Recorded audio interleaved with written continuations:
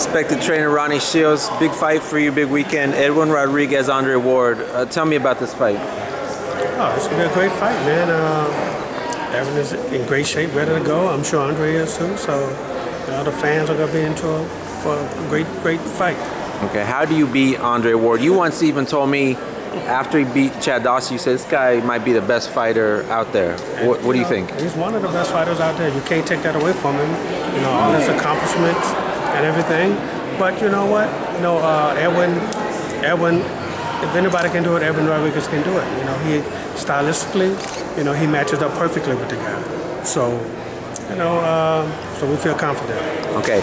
Edwin's last fight with Dennis Grachev, he blew him out in a round. What did that tell you about him? Like, were you surprised a little bit? No, not at all. Yeah. I know Edwin, and you have to know Edwin in order to understand who he is, what he. When people tell him he can't do something, that's when he rises to occasion and do it. Okay. Have you done anything different this training camp? Like, what's a typical camp like though with you and Edwin in Houston? The typical thing is, Edwin come like 8 to 10 weeks to Houston. Get started on the game plan right away. I try to embed it in his head, and then we just work on mistakes and. That's it, basically. All right, along Andre Ward's career, we've seen obviously more positive than negative, the way he's beating people. But have you seen any chinks in his armor at all? Absolutely. Anything? What have you seen? Tell me. Well, I ain't going to tell you what I've seen. Okay. But, gotcha. Look, Andre Ward is not God. Okay. He's not God. And, you can call yourself SOG. You can call yourself whatever you want to call yourself. But, he's not God. Okay. He can make mistakes like we all do. There's some people who are saying this Gennady Golovkin, middleweight champ, he might be the guy to go to 168 and challenge some of these guys. What do you think of him? I think Golovkin is a very good fighter. He's proved himself over and over and over with all the guys that they put him in with. Hey, you get him out of there. So, he's a good fighter. Okay, now, do you think, though, he's getting too much hype, too much buzz too early? Like they're looking for that next big star?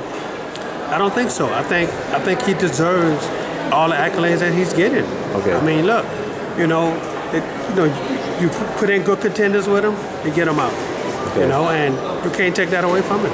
You work with Erislandy Lara, tough fight, Austin Trout. What do you think of that one? I think it's going to be a great fight also. Both guys are really good, and I think it's going to be a really good fight. I think, it's going to be better than a lot of people think it's going to be. Okay, how do you beat Austin Trout? Like, do you take anything from the Canelo loss? How do you beat them? No, I think Canelo was just the wrong style for me to look at to say, oh, this is the way you have to do it. I think you have to look at a lot of other fights that Austin Trout fought.